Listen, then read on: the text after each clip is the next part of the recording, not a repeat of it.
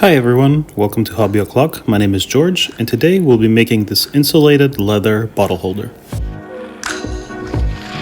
First, we'll start by cutting the pattern.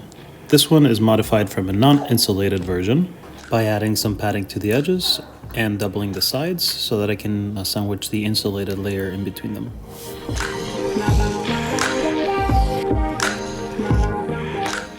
Even though cutting round edges by hand isn't my favorite, I'm still okay with it since I'm going to be sanding down the imperfections later on.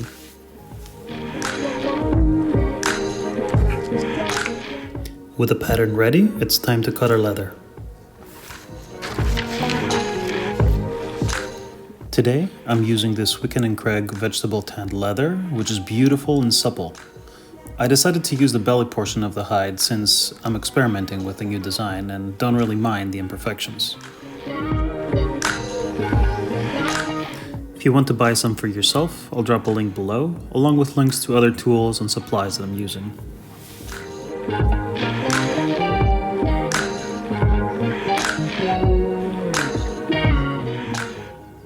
It's time to cut and glue our insulation layer. I used this 2.5mm thick piece of neoprene that I got off of Amazon, but honestly I wouldn't recommend it because it smelled really bad when I opened the case.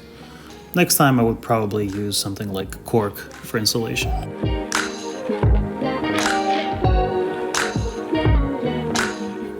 A nifty little trick that I saw online was adding a piece of scrap leather to your binder clips so that they don't discolor or leave a dent on your leather.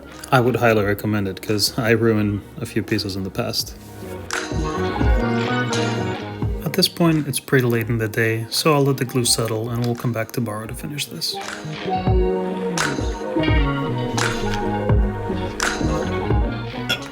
The next step is to trim off the excess so that the edges are a bit more even, and I also decided to skive the edges at a 45-degree angle so that it's easier to stitch the two sides where they meet later on.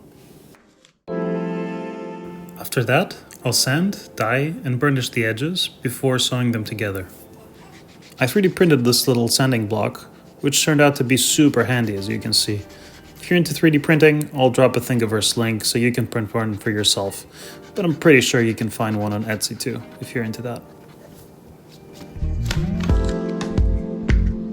Another really handy tool is this acrylic marker that I got empty off of Amazon, and then filled it with a dark brown EcoFlow dye that I'm using to color the edges.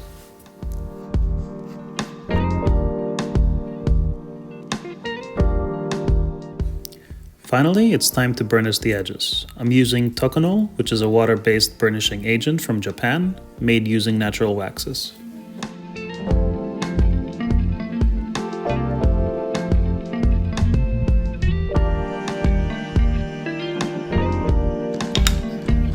Alright, let's do a quick check to make sure the dimensions are good, and then we're off to punching holes and sewing.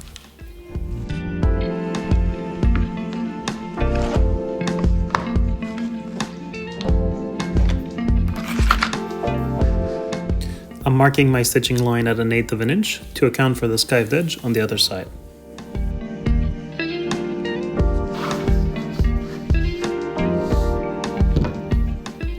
Before I start punching the holes, I'm using the diamond chisel to mark them.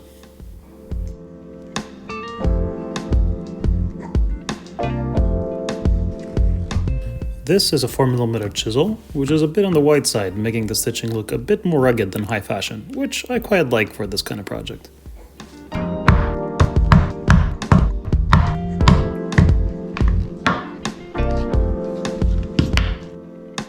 Alright, it's finally time for my favorite part, stitching. I'm using cross stitch with this vibrant blue tiger thread to join the two sides together in a strong and classy way.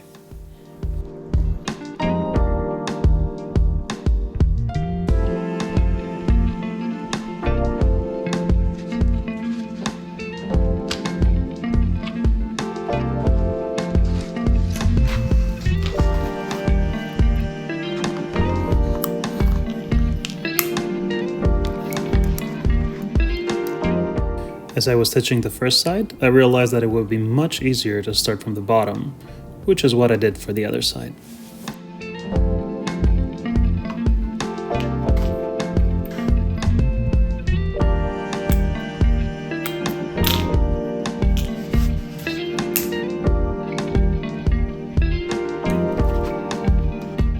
leather project isn't done before we apply a generous portion of leather balm. One of my favorites is this Smith's Leather Balm, which is made in Maine from a small mom-and-pop business. They use organic cocoa butter, organic beeswax, and pure split almond oil, which makes for a great finish while also giving you peace of mind. And with that, we're done.